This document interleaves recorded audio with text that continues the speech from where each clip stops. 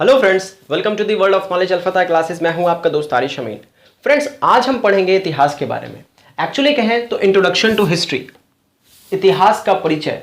आज हम इतिहास के ऊपर एक बहुत मजबूत समझ बनाएंगे और इसको पकड़ बनाएंगे कि क्या है इतिहास आखिर में। और मेरे पास कुछ सवालात हैं, जैसे इतिहास क्या है, इसे पढ़ना क्यों ज़रूरी है और इसको पढ़ने से फ़ायदा क्या है। अगर हम पढ़ें तो इसका फ़ायदा क्या होगा हमको, और अगर पढ़ना फ़ायदेमंद है तो इसको कैसे पढ़ें कि अच्छे से समझ में आ जाए। देन आफ्टर कि इसको याद कैसे करें। बहुत बच्चों को यहाँ पे कन्फ्यूज़न होता है कि आखिर हिस्ट्री को याद कैसे किया जाए। इतना इसमें सन, डेट, ईस्वी होता है कि याद करने में बहुत ज़्यादा कन्फ्यूज़न होता है। तो किस तरह से याद करें कि आसान तरीके से हम इसको याद कर सकें।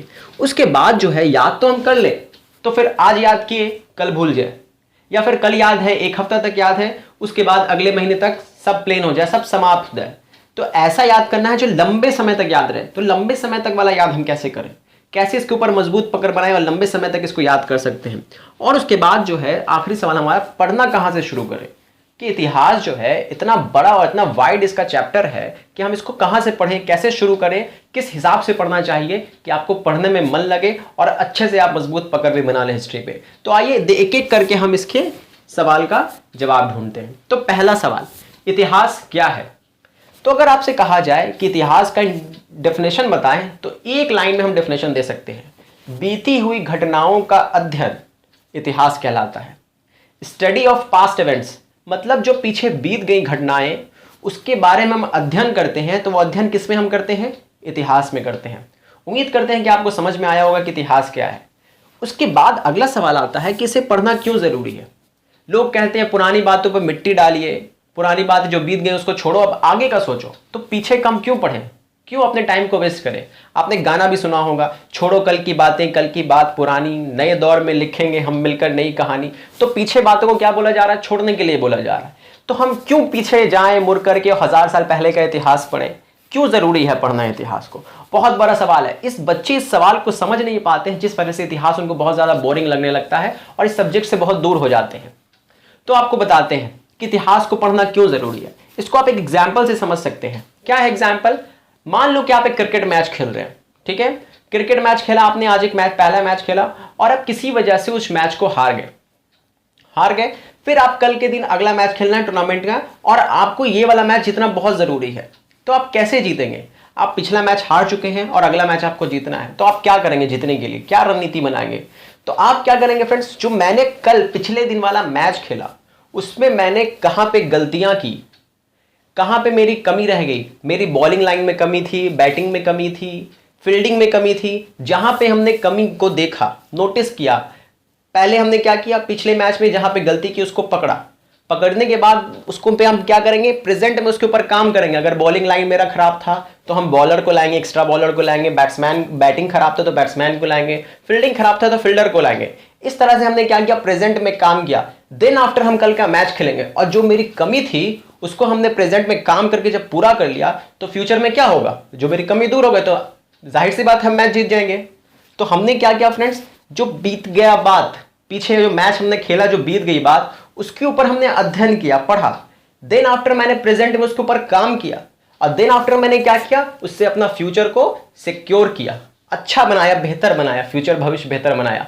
उम्मीद करते हैं कि आपको इस सवाल का जवाब मिल गया होगा कि इतिहास पढ़ना क्यों जरूरी है। हम इतिहास पढ़ते हैं, अपनी बीती बातों का अध्ययन करते हैं और उसके हिसाब से प्रेजेंट में अपने ऊपर काम करते हैं। देन आफ्टर उसको हम क्या करते हैं, जिससे हमारा फ्यूचर क्या होता है, बेहतर बनता है। तो उम्मीद करते हैं कि आपको समझ में आ गया होगा कि इतिहास पढ़ना क्यों ज़रूरी है और आपका माइंड भी सेट हो गया होगा कि इतिहास पढ़ना ज़रूरी, बहुत ज़रूरी है। इतिहास बहुत ही इंटरेस्टिंग सब्जेक्ट है अगर इसको मन से पढ़ा जाए। अगला सवाल है, इससे क्या लाभ है, लाभ क्या है, बेनिफिट क्या है। तो मैंने इसका सवाल का जवाब पहले ही दे दिया कि हम क्या करेंगे, पास्ट में देखेंगे, पास्ट को स्टडी करेंगे, प्रेजेंट में उसके ऊपर काम करेंगे, जिससे हमारा बेहतर क्या होगा, फ्यूचर बेहतर हो जाएगा। तो मेरा लाभ तो मिल गया, पता चल गया कि हमने लाभ हमको कहाँ मिलेगा, फ्यूचर में हमको लाभ मिलेगा। तो इस तरह से मैंने इसका लाभ बता दी कि हिस्ट्री पढ़ने का लाभ क्या है। अब इसको क्या है, कैसे पढ़ें, पढ़ने का क्या तरीका है। तो इसको पढ़ने का तरीका है कि अगर आप हिस्ट्री पढ़ें तो क्रमबद्ध तरीके से पढ़ें, सिस्टमेटिक तरीके से पढ़ें। सिस्टमेटिक तरीका क्या, इसको भी आप एक एग्जाम्पल से समझ सकते हैं। आप कोई पिक्चर देखते हैं, फिल्म देखते हैं, उसको अगर आप 20 से देखें या आखिरी का देखें तो पूरा पिक्चर का स्टोरी समझ आएगा, बिल्कुल नहीं आएगा। इतिहास एक स्टोरी की तरह है, इसको समझने के लिए आपको शुरू से लेकर के एंड तक अब बिना गैप के पढ़ना पड़ेगा। तो इससे क्या होगा, आपको मजबूत पकड़ बनेगा और पूरा स्टोरी आपको याद हो जाएगा, समझ में आ जाएगा कि एक्चुअली जो फिल्म का स्टोरी है, फिल्म हमको क्या बताना चाह रहा है। तो आपको पूरा पकड़ बन जाएगा इसके स्टोरी के ऊपर। तो हमको क्या करना है, इसको सिस्टमेटिक क्रमबद्ध तरीके से पढ़ना है, स्टेप बाय स्टेप पढ़ना है। अगर आप स्टेप वाइज पढ़ेंगे ना तो बहुत मजा आएगा पढ़ने में, आपको इंटरेस्ट भी जागेगा इसको पढ़ने में और अच्छा भी लगेगा, इसके ऊपर पकड़ भी बन जाएगा। लेकिन अगर आप 20 से 2 चैप्टर उड़ा दिए, 3 चैप्टर उड़ा दिए, अब सोचे कि एक बार में हम पूरा पढ़ लेंगे या सबसे इंपॉर्टेंट टॉपिक कोई पढ़ लेंगे, तो पकड़ नहीं बनेगा, उससे सिर्फ आप एग्जाम पास कर सकते हैं, इसको अच्छे से समझ नहीं सकते हैं। अगला सवाल है कि हमने यहां तक तो कर लिया किसको कैसे पढ़े, अगला सवाल इसको याद कैसे करें। तो याद करने का बहुत सरल तरीका, जो भी आप पढ़ें, किताब से पढ़ें, वीडियोस से पढ़ें, कैसे भी पढ़ें, उसको आप प्रैक्टिस में लाएं।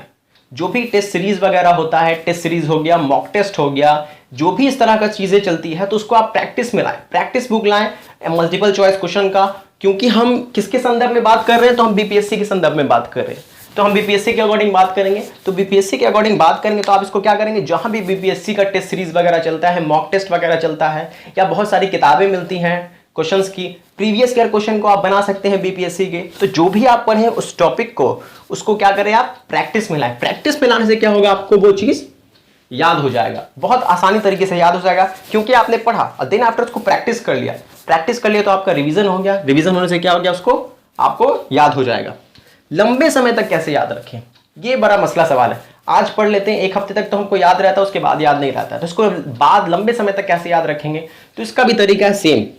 क्या करेंगे, आप प्रैक्टिस करेंगे, प्रैक्टिस करेंगे जितना उतना बेहतर है। और साथ में मैं आपको एक सजेशन दूंगा कि आप क्या करें, जब किसी चीज को आप पढ़ें तो ऐसा पढ़ें कि आप किसी को पढ़ा सकें।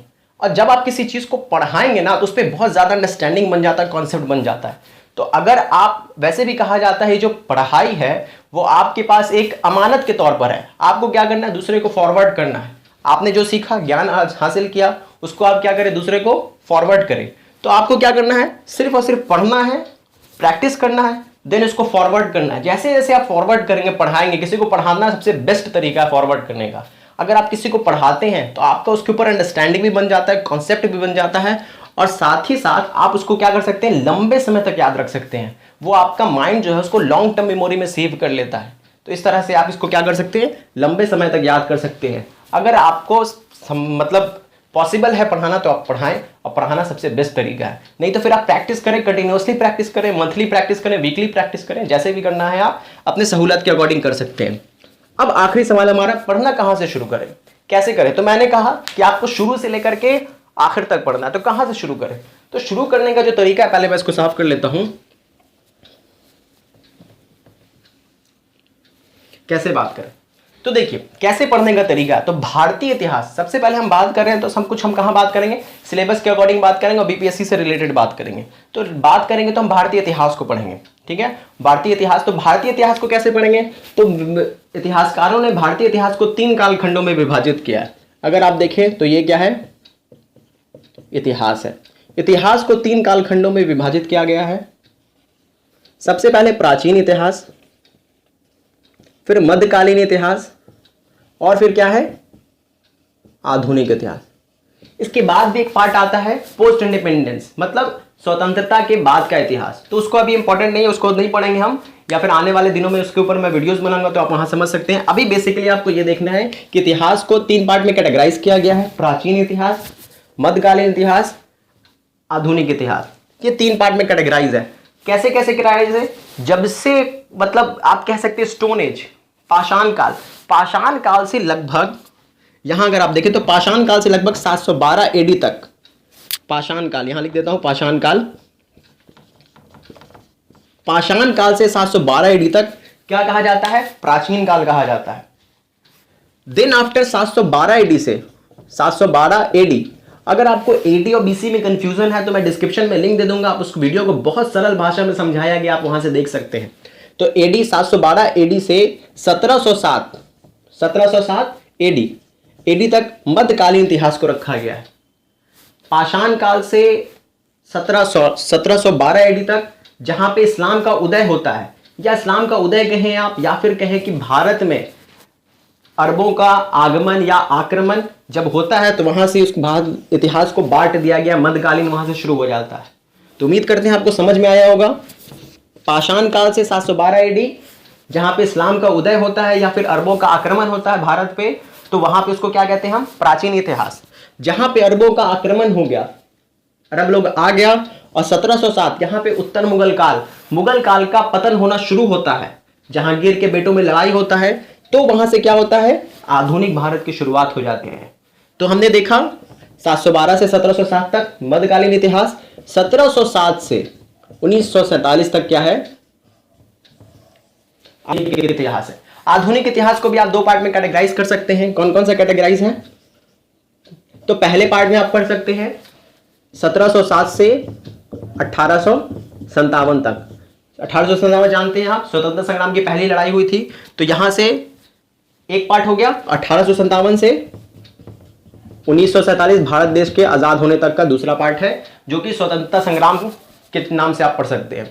तो इस तरह से आप इस तरीके से अगर पढ़ेंगे, प्राचीन इतिहास को अलग पार्ट में बांट दीजिए, मध्यकालीन इतिहास को अलग पार्ट में बांट दीजिए, आधुनिक इतिहास को अलग पार्ट में बांट दीजिए। अब बांटने के अकॉर्डिंग अगर आप पढ़ेंगे तो बहुत मजबूत पकड़ बनेगा। उम्मीद करते हैं कि आपको समझ में आ गया होगा। वीडियो अगर पसंद आए तो वीडियो को लाइक कीजिएगा, अपने फ्रेंड्स के साथ शेयर कीजिए, और हमारे चैनल के साथ जल्द से जल्द जुड़ जाए, सब्सक्राइब करके जुड़ जाए, और बेल आइकन को जरूर प्रेस करें, क्योंकि हम बीपीएससी की तैयारी करवाने वाले हैं। आने वाले दिनों में आधुनिक इतिहास से रिलेटेड बहुत सारा टॉपिक पढ़ाया जाएगा। सबसे पहले प्राचीन इतिहास को डील किया जाएगा, देन आफ्टर मध्य, फिर आधुनिक। तो कंप्लीट पैकेज है। जल्दी से जल्दी सब्सक्राइब करें, और मिलेंगे हम नेक्स्ट वीडियो में। तब तक के लिए पढ़ते रहें, अपना ख्याल रखें, टेक केयर, बाय बाय।